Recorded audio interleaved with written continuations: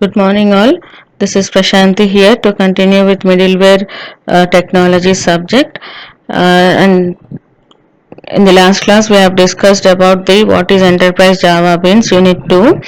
And in today's class, we'll be discussing what are the advantages of EJP, what are the characteristics of EJP, and why do we use EJP and all. So here, these are the advantages of EJP. The first advantage of EJP is it handles the transaction management. What do you mean by transaction management? What is transaction? A sequence of steps performed is called as a transaction. For suppose if you go to an ATM, first you insert a card and then you then your card is read, then you enter the amount, then you enter your pin amount, then you take your card and automatically your amount will be debited from your account. All these things is performed in a sequential manner, that is a transaction, isn't it? So all the transaction management can be maintained by using EJP. You don't need to write an extra programming in your application for handling the transaction management if you use EJPs. And the next one is platform independence. Platform independence means once you have created an enterprise Java bean, that bean can be used on any platform independent of the platform. Suppose I have built a Java bean on Windows operating system, then you can use that Java bean on Macintosh operating system or any other Linux operating system or any other operating system. So EJPs are platform independent, right? Then the next one is it is scalable. It has a scalable environment. Scalable means what? Increase or decrease in size, that is called scalability. So here it EJP also handles the scalability issue. Where do you come across the scalability issue? For example, if you take a bank, suppose at the starting stage of building starting stage of bank, there are 100 employees, 100 accounts in a bank. Then if that bank has become too popular, then thousands of people may take an account. All those transactions should be maintained by the bank, and as days passed on, lakhs and 10 lakhs, 20 lakhs people bank account should be managed in that bank application. So as the number of people or clients grow in that application, so it should handle, your application should be able to handle such a crowd. That can also be maintained using using enterprise Java beans. If the number of clients increase, then your application should not crash out, isn't it? All these things will be also maintained by EJP. And next one is secure access. secure access it also provides security. EJP also provides security. If you take a bank application or a bank accounts, security is most important factor that will affect in a bank application or business application or performing any transaction. Security is the main issue. All that security related issues are also provided by EJP. You don't need to write any extra code for maintaining the security or scalability or transaction management and all. Okay. And the next one is multi-tier architecture.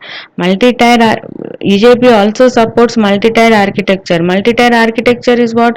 When client want to access when client send a request to a server, then the server will respond to the client. In between you may have one more layer. This is multi-tier architecture. Okay. Client will through some application send a request to the server in turn will retrieve the data from the database and then it sends back to the client. This is a multi-tier architecture. Okay. All such multi-tier architecture is also supported by EJP. And the next one is easier development process. So such kind of any in order to build a very big website also, by using EJP it will become very easy. If you want to build a very big website, EJP provides you a very simpler way to create a website. You can easily develop your website using EJP. And next one is why EJP. Why we should use Enterprise Java Beans.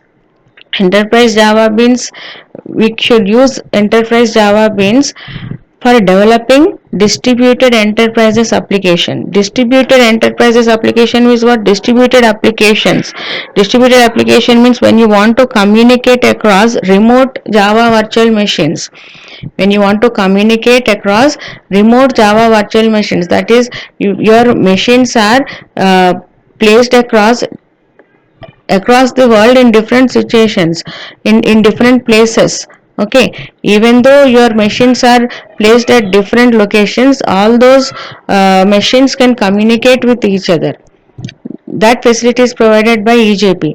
And EJP specification is solution that is operating system independent. I have told you EJP can be used under any operating system, and it also middleware independence. I have told you what is already middleware. It is middleware independence, and it is a solution for easy development of distributed application. We can develop a distributed application very easily with EJP when compared to normal web applications.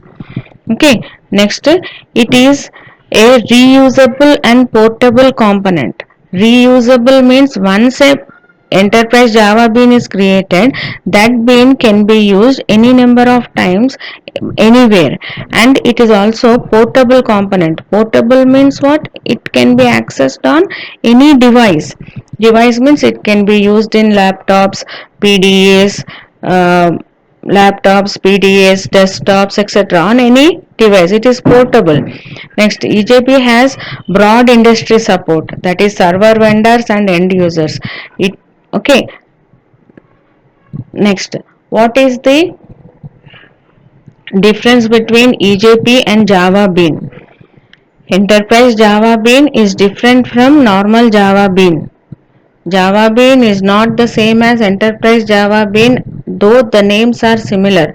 Okay, normally in the middleware technologies lab in task 2, you have seen how to create a bean.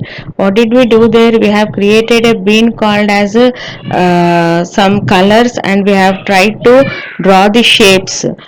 And when you drag your, when you have created a bean called as colors. When you have dragged that bean onto the environment, then you have seen your shapes that you have drawn, like color, rectangle and all. You have changed the colors and all. You can access your bean there. You can change the properties of your bean there, isn't it? That is what that is Java Bean. It is a mechanism to develop a Java component that is called as widget or control. You have created your own control there, isn't it? So here, this, how did you create there? This can be used in this is a integrated development environment. This can be used in integrated development environment. This Java Bean that you have created can be used in any IDEs, right? But what is EJP? EJP is a component model logically extends the Java Bean component model to support server components. This EJP is used to support the server components. Remember, this enterprise Java Beans are used to build server side applications, isn't it? The enterprise Java Beans are used to build server side applications. So what are these EJPs? These EJPs are some applications which are running at the server side. Okay, we'll be building some pieces of applications, and these applications, where these applications will reside? These applications will reside on the server side, and you can't manipulate these applications. Whereas here in normal Java Beans, you can manipulate those applications, but here these EJPs, you can't manipulate that EJPs that reside on the server side. Okay. Then next one is characteristics of EJPs. Characteristics of the first characteristics of EJP is it is easy to write the application. So why it is easy to write the application, or why it is easy to build the